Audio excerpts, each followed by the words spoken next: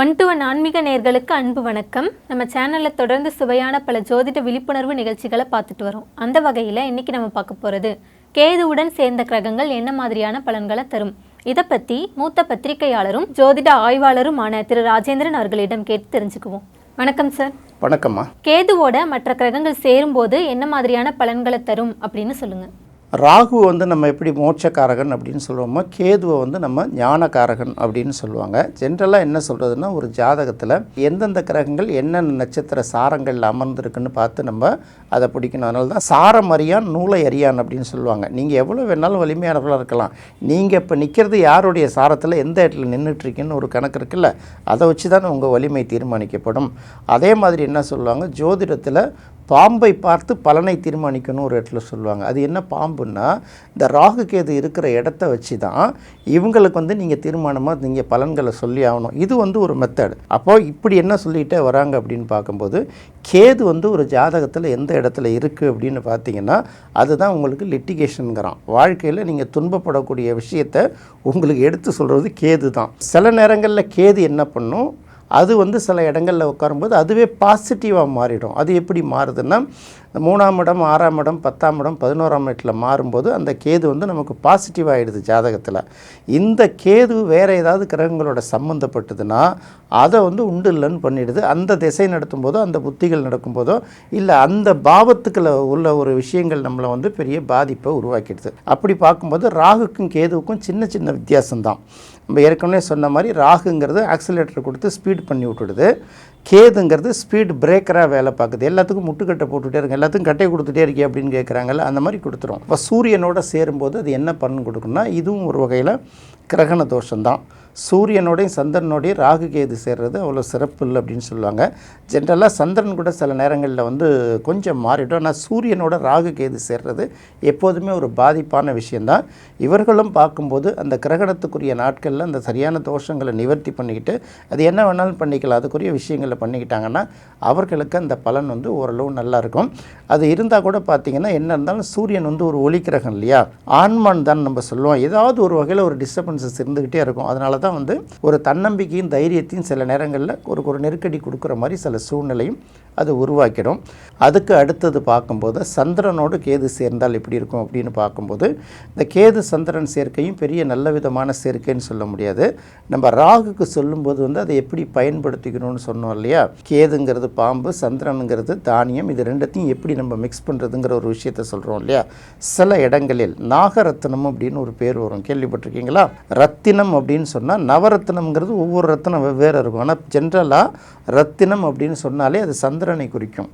அது கூட போய் கேது சேர்ந்ததுன்னா நாகரத்னம் அப்படிங்கிற ஒரு பேர் வரும். ராகு சேர்ந்தாலும் அந்த பேர் வரும். இருந்தாலும் இந்த ரத்தின கற்கள் விற்பனை செய்பவர்கள், அடுத்தது அரிசி சம்மந்தப்பட்ட அரிசி சார்ந்த தொழில்கள் சம்மந்தப்பட்ட ரைஸ் மில்லாக கூட இருக்கலாம், இல்லை இட்லி மாவு அரைச்சி கூட விற்கலாம், இல்லை அரிசியால் சம்மந்தப்பட்ட தானியம் சம்மந்தப்பட்ட ப்ராடக்டோடு சம்மந்தப்பட்டவர்கள் யாராக வேணாலும் இருக்கலாம். இதுவும் பார்த்திங்கன்னா அது சம்மந்தப்பட்ட தொழில்களில் இவர்களுக்கு ஒரு நாட்டம் இருக்கும், அல்லது அதில் ஈடுபாடு இருக்கும், அல்லது அந்த தொழிலை சார்ந்து இருப்பார்கள். இதுதான் சந்திரன் கேது. இருந்தாலும் இதுவும் கிரகண தோஷமாக பார்க்கப்படுறதுனால அதுக்கு உரிய நிவர்த்திகளை பண்ணிக்கிறது ரொம்ப நல்லது. இப்போ அடுத்தது வரும்போது, செவ்வாயோட கேது சேர்ந்தால் என்ன மாதிரியான பலனை கொடுக்கும். ராகுக்கும் கேதுக்கும் ஒரே ஒரு வித்தியாசம்தான், அது அதிகப்படுத்தி இதை குறைக்குது அப்படின்னு சொல்கிறோம்ல.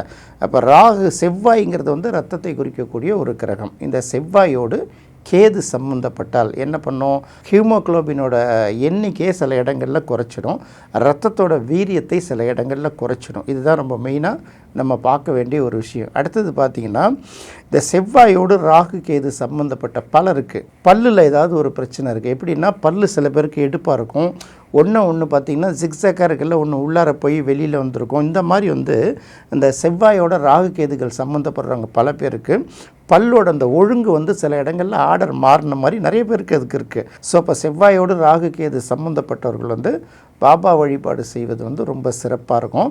அதுவும் இந்த செவ்வாய் ராகு சேர்ந்து 6, 8, 12ஆம் இடங்களில் மறைந்து இருந்தால் அந்த வழிபாடு பலன் கொடுக்காது. ஸோ அதையும் நம்ம மனசில் எடுத்துக்கிட்டு தான் பார்க்கணும். அதுக்கு அடுத்தது பார்க்கும்போது புதனோடு கேது சேர்ந்தால், அப்போ புதனுடைய தன்மை என்ன அப்படின்னு பார்க்குறோம். புதன் தானே கல்வியை குறிக்கக்கூடியது. புதன் தானே கணக்கை குறிக்கக்கூடியது, புதன் தானே ஜோதிடத்தை குறிக்கக்கூடியது. அப்போ புதனோட போய் கேது சேர்ந்துருச்சுன்னா என்ன நடக்கும்? படித்தோம்னா சீக்கிரம் மைண்டில் பதியாது, படிப்பு டக்குன்னு ஏறாது. ரெண்டாவது நல்லா படிக்கணும் அப்படின்னு நினச்சி நம்ம மனசுக்குள்ளே எடுத்தால் கூட அதை தொடர்ச்சியாக இப்போ நம்ம ஒரு கிளாஸ் எடுக்கிறோம்னா அந்த கிளாஸை கூட கண்டினியூஸாக அட்டன் பண்ண முடியாது. இது வந்து அவங்க மேலே நம்ம கோச்சிக்க முடியாது. காசெல்லாம் கேட்டால் கூட கொடுப்பாங்க, எல்லாமே பண்ணுவாங்க, காலேஜில் செலவு பண்ணி ஃபீஸ் கட்டி கோர்ஸ் எல்லாம் எடுத்துடுவாங்க. ஆனால் அந்த கோர்ஸை போய் கண்டினியூஸாக முடிக்க மாட்டாங்க, கான்சன்ட்ரேஷன் பண்ண மாட்டாங்க. ஸோ அது என்னென்னா புதன் கல்வியை குறிக்கக்கூடிய கிரகம் இல்லையா, அந்த கல்வியில் ஏதாவது ஒரு வகையில் டிஸ்டர்ப் பண்ணி விட்டுடும். இங்கே எல்லாமே நிறைய என்ன பண்ணுவாங்க அப்படின்னு கேட்டால், புதன்கிறது இளமையை குறிக்கக்கூடியது இல்லையா, அங்கோட கேது இருந்தால் உங்களுக்கு லவ் ஃபெயிலியர் ஆச்சா அப்படின்னு கேட்பாங்க. இந்த நாட்டில் வந்து 198 பேருக்கு லவ் ஃபெயிலியராக தான் இருக்கும். எந்த லவ் எதுங்கிறதான் இப்போதைக்கு கேள்வி. இதை வந்து மெயினாக அந்த இடத்துல தான் பார்க்கணும். முக்கியமாக பார்க்க வேண்டியது புதனோட கேது சம்பந்தப்பட்டால் ஜோதிடத்தை குறிக்கக்கூடிய கிரகமே புதன் தான். அப்போ கேது எந்த கிரகத்தோடு சேர்ந்தாலும் அதோட தன்மையை மாற்றி விட்டுடுன்னு பல தடவை சொல்லியிருக்கோம்ல. புதனோட கேது சம்மந்தப்பட்டவர்கள் ஜோதிடம் சொன்னாங்கன்னா நிறைய இடங்களில் தப்பாக போகும். அவங்க அந்த ஜோதிடம் பார்க்குற வேலையை விடுறது பப்ளிக்கு நல்லது, அவங்களுக்கும் நல்லது. ஏன்னா தவறாக சொல்லும்போது பல இடங்களில் சாபங்கள் நமக்கு வந்து சேர்ந்துடும், பொய்யாக வரும் இல்லையா. ஸோ அதனால் இது ஜோதிடத்துக்கு பொருத்தமில்லாத ஒரு கிரக சேர்க்கைங்கிறது நம்ம இந்த இடத்துல எடுத்துக்கணும். இதுதான் கேது புதன் சம்மந்தப்பட்ட விஷயங்கள். அடுத்தது பார்க்கும்போது கேதுவோடு குரு சேர்ந்தால் என்ன பலன் அப்படின்னு பார்க்கும்போது, குருங்கிறது நம்ம ஏற்கனவே சொல்லிட்டோம், அது வந்து 100% வந்து சுபக்கிரகங்கிறது ஜோதிடர்களால் சொல்லப்படுறது. அதில் போய் கேது சேர்ந்தனா என்ன பண்ணும், அதோட சுபத்தன்மையை கெடுத்துரும் இல்லையா. எதிலெல்லாம் கரெக்டாக இருக்கணும்னு ஆசைப்படுறாங்களோ அதிலெல்லாம் அவங்களால கரெக்டாக இருக்க முடியாத அளவுக்கு ஒரு டிஸ்டர்பன்ஸை கொடுத்துரும். கடுமையாக உழைப்பாங்க, சம்பாதிப்பாங்க. சில நேரங்களில் இவங்களுக்கு பார்த்திங்கன்னா தேவைகள் மற்றவர்களால் நெருக்கடி வந்துடும். அதை தீர்க்கறதுக்காக ஒரு கடனை வாங்க போய் அதுக்கு வட்டி கட்ட முடியாது. அந்த மாதிரி சில சூழ்நிலைகளில் சில பேருக்கு மாட்டிப்பாங்க. அதனால் குரு கேது காம்பினேஷன் ஒரு நல்ல காம்பினேஷனாக நம்ம எடுத்துக்கிறது அவ்வளோ சிறப்பு இல்லை. குருவை வந்து குழந்தையை குறிக்கக்கூடிய கிரகம்னு சொல்கிறோம்ல, குழந்தைகள் பிறப்பெல்லாம் சில பேருக்கு தள்ளி போகிறதெல்லாம் உண்டு. அடுத்தது கேது சுக்கிரனோட சேர்ந்தால் என்ன மாதிரியான பலனை கொடுக்கும், இதை நம்ம இன்னொரு வீடியோவிலே தெளிவாக பேசியிருக்கோம் இல்லையா. சுக்கிரனுங்கிறது மகிழ்ச்சியை கொடுக்கக்கூடிய கிரகம். ரெண்டாவது வாழ்க்கை துணையை குறிக்கக்கூடியது. என்ன தான் வந்து பெண்ணுக்கு வந்து வாழ்க்கை துணை செவ்வாய், ஆணுக்கு வாழ்க்கை துணை சுக்கிரன் அப்படின்னு பொதுவாக சொன்னால் கூட அது வந்து மேலோட்டமான விஷயந்தான். யாராக இருந்தாலும் கலத்திரக்காரகன்னு ஒன்று எடுத்திங்கன்னா அது சுக்கிரனை தானே எடுக்கிறோம்.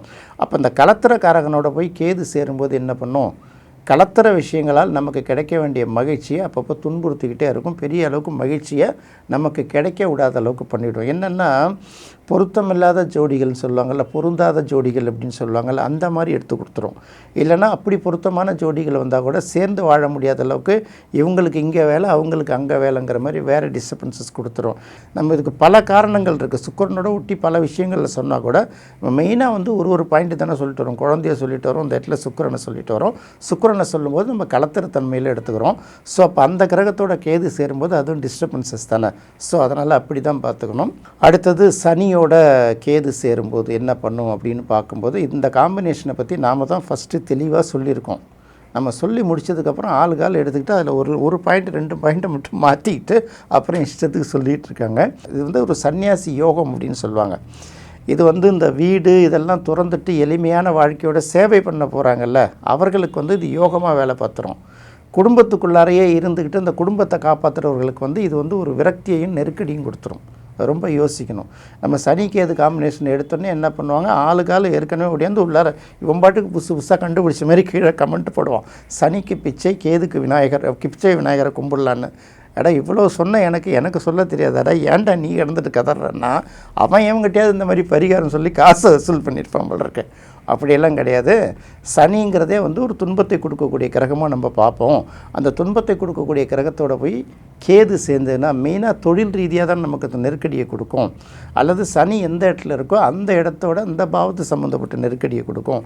எப்படி இருந்தாலும் கேது எந்த கிரகத்தோடையும் சேராமல் இருக்கிற வரைக்கும் நமக்கு ஓரளவு நல்ல பலன். கேதுங்கிறது எப்போதுமே லிட்டிகேஷன் தான். இதே கேது வந்து 6ஆம் இடத்துல 11ஆம் இடத்துல இருக்கும்போது ரொம்ப அற்புதமான யோகத்தை கொடுக்கும். ரெண்டாவது கேதுவோட தன்மையை பார்க்கும். பகை வீட்டில் இருக்கா, உச்ச வீட்டில் இருக்கா அப்படிங்கிற தன்மையும் பார்த்து தான் முடிவு பண்ணணும்.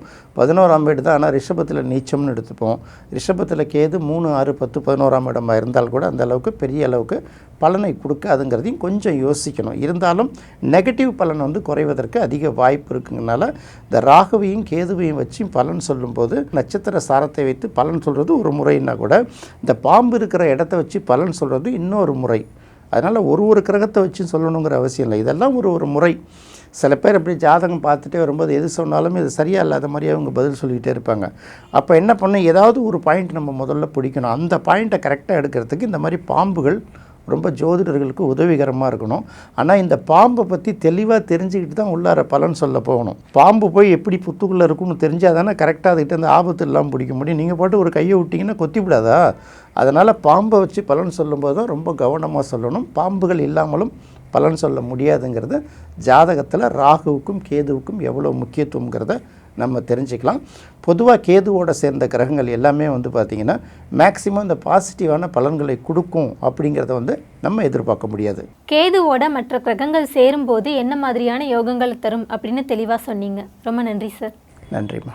நேயர்களே, ஒவ்வொரு கிரகத்தோட மற்ற கிரகங்கள் சேரும்போது என்ன மாதிரியான யோகங்களை தரும், பலன்களை தரும் அப்படின்னு தொடர்ச்சியாக நம்ம பார்த்து முடிச்சிட்டோம். இதே மாதிரி மீண்டும் மற்றொரு தொடர் நிகழ்ச்சியில் சந்திப்போம். நன்றி, வணக்கம்.